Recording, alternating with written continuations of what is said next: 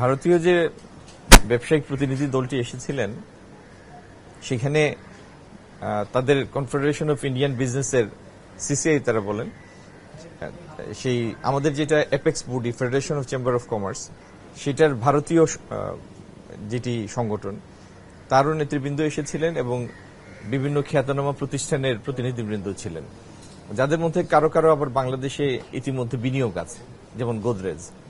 তো তারা তাদের কিছু সমস্যার কথা বলেছেন। তার মধ্যে একটি হচ্ছে ল্যান্ড বর্ডার জনিত সমস্যা। বেনাপোলে আমাদের সাইডে কার্গো হ্যান্ডলিং এর ক্ষেত্রে তারা আরো বেশি দক্ষতা প্রয়োজনীয়তা তুলে ধরেছেন। ল্যান্ড বর্ডার আসা যাওয়ার ক্ষেত্রে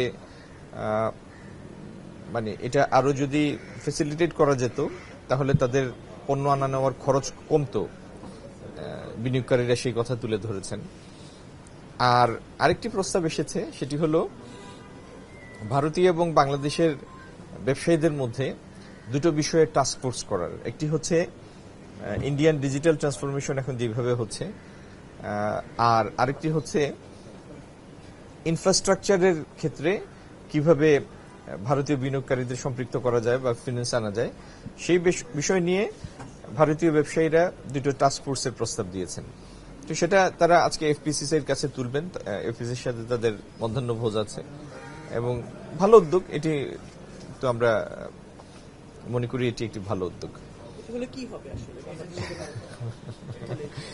খুবই নির্দোষ একটা প্রশ্ন। এটি হলে কি হবে? আমাদের ইনফ্রাস্ট্রাকচারের জন্য ভারত তার জিডিপির 6.5% ব্যয় করে প্রতি বছর। তো আমাদের জিডিপি যদি ধরেন $500 বিলিয়ন হয়, 6.5%, আমি তুলনাটা বোঝানোর জন্য বলছি, 6% হলে 500 বিলিয়নের একটা জিডিপির, তার মানে 6×5 $30 বিলিয়ন। তো $30 বিলিয়ন মানে $3,000 কোটি। $3,000 কোটি মানে প্রায় 4 লাখ কোটি টাকা। তো আমাদের এডিপির সাইজই তো এত না, ইনফ্রাস্ট্রাকচারে সেই পরিমাণ খরচ থেকে অনেক দূরে আছে। আর আপনি আমরা আগামী দিনে $1 ট্রিলিয়ন ইকোনমিতে যেতে চাই, তো অবকাঠামো তো দরকার। তো অবকাঠামোর জন্য, নির্মাণের জন্য যে পরিমাণ বিনিয়োগ দরকার, অবকাঠামো কি?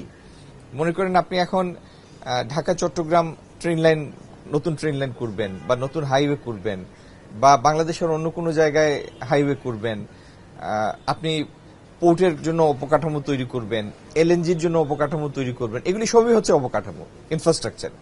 তো ইনফ্রাস্ট্রাকচার ছাড়া তো অর্থনীতি আগাবে না, বিনিয়োগ আগাবে না। তো অবকাঠামোর পিছনে বিনিয়োগ দরকার।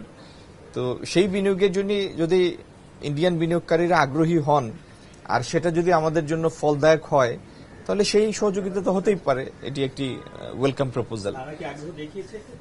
তারা আগ্রহ দেখিয়েছেন। তারা টাস্কফোর্স, মানে এটা B2B, business to business task force করার একটা প্রস্তাব করেছেন। তো আজকে ফেডারেশন আমাদের এফপিসি এর সাথে তাদের একটি বৈঠক আছে, সেখানে সেই প্রস্তাবটা তারা তুলবেন এবং আমার মনে হয় এটা একটি ভালো উদ্যোগ হতে পারে।